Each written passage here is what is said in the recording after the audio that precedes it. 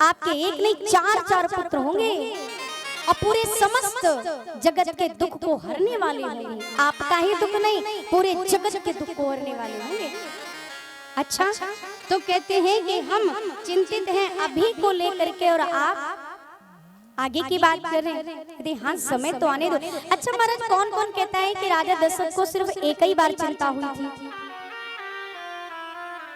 क्योंकि रामायण तो कहती है, मानस तो कहती है कि एक बार भूपति मन माही और भई ग्लानि मोरे सुत नहीं, है तो एक बार का कहता है। लेकिन एक बार नहीं, 3 बार राजा दशरथ जी को मन में ग्लानि हुई है। 3 बार कब कब हुई है?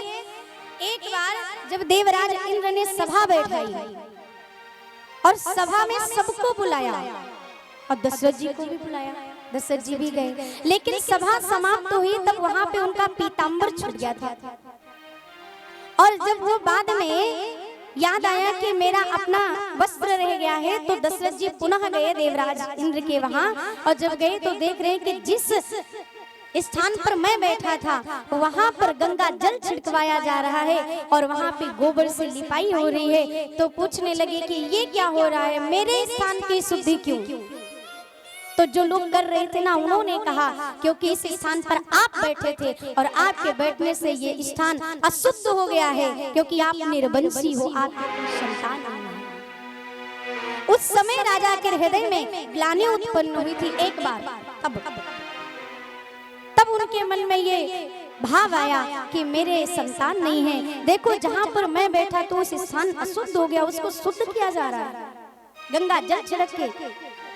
और एक बार जब राजा दशरथ जी शिकार खेलने के लिए गए थे, तो जिस पशु को वो मार रहे थे, जिसके पीछे जिसका शिकार कर रहे थे, वो चलते चलते भागते भागते भागते महाराज एक सरोवर में चला गया। और जब सरोवर में चला गया वो डूबने लगा। आखिर राजा दशरथ ने उससे पूछा कि बताओ, तुम मेरे हाथों मरो या उसमें डूब क्यों जा रहे हो, बताओ। तो उसने कहा कि निर्वंशी राजा के हाथों से मरना इससे बढ़िया मैं डूब के मर जाऊं, इससे बढ़िया मैं डूब के मर जाऊं।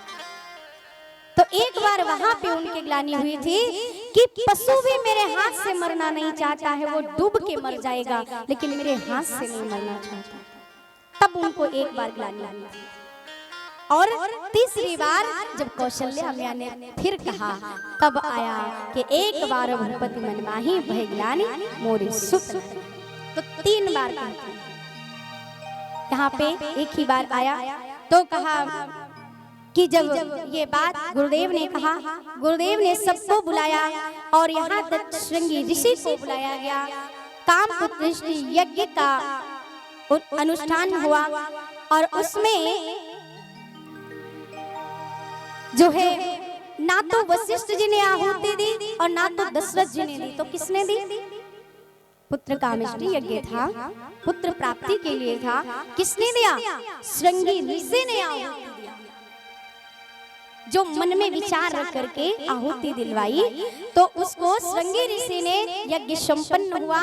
तो जब यज्ञ संपन्न हुआ तो उसमें से यज्ञ नारायण निकले, अपने हाथों में कटोरा लेकर उसमें खीर जरूर मतलब खीर थी। और जब वो लेकर आए और वशिष्ठ जी से कहते हैं, आपके मन में आपने जो विचार किया, जिस विचार से आपने यज्ञ किया वो सफल हुआ और ये आप प्रसाद लीजिए और अब आप जो चाहें इससे आप वितरित कर दीजिए। जैसे जैसे उन्होंने बताया तो उसका 2 भाग किया गया। आधा कौशल्या जी को खिलाया गया, आधे का आधा किया गया। तो आधा कैकेयी को खिलाया गया, फिर आधे के फिर 2 भाग किए गए। तो एक कौशल्या जी के हाथ में और एक कैकेयी जी के हाथ में दिया गया और दोनों ने अपने अपने हाथों से सुमित्रा जी को खिलाया। तो सुमित्रा जी ने वहीं पे कहा कि दीदी, अगर भगवान का संयोग कौन जान सकता है, लेकिन यदि आप दोनों ने मुझे एक एक भाग दिया है तो 2 भाग हो गए। और विधान देखो, यदि हमारे 2 बच्चे हुए, विधि का विधान, यदि मान लो हमारे 2 बच्चे हुए तो हम अपने दोनों बच्चों को एक एक करके दोनों की सेवा में सौंप देंगे। और वही सुमित्रा मैया ने किया भी। लक्ष्मण को राम की सेवा में सौंप दिया और शत्रुघ्न को भरत जी की सेवा में सौंप दिया। और इधर प्यारे जब समय आया और समय आने पर कहते हैं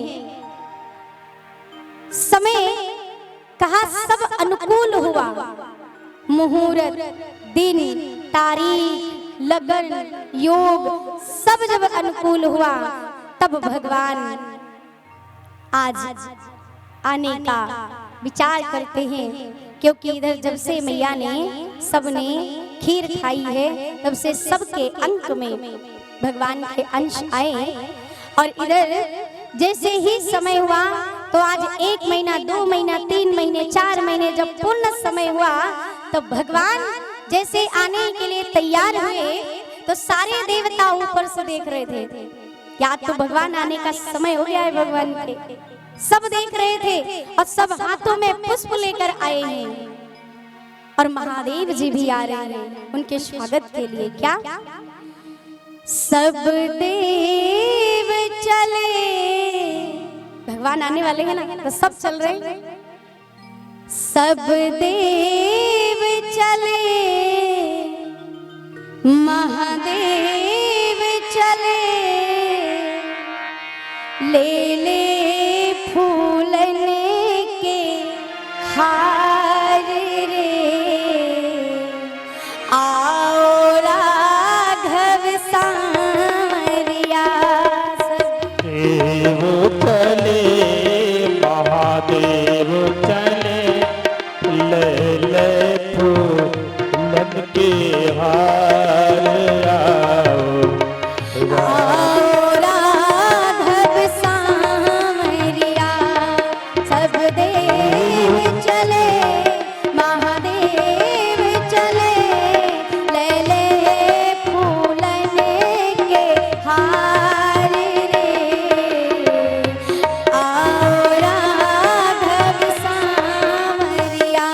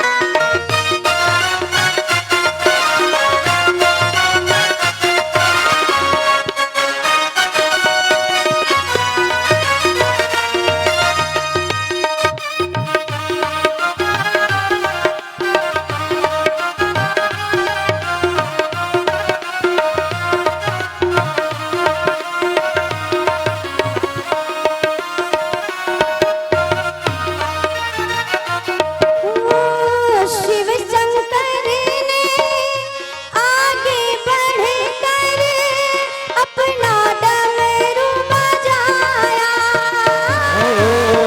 शिव शंकर ने आगे बढ़कर अपना डमरू बजाया। गंधर्वों ने ताल मिलाकर प्रभु की स्तुति गाया। गंधर्वों ने ताल मिलाकर प्रभु की स्तुति गाया। सब हरस रहे, फूल बरस रहे, सब हरस रहे, मेघ बरस रहे, बरसे अमृत की धार रे, आओ राघव सांवरिया। सब देव चले, महादेव चले,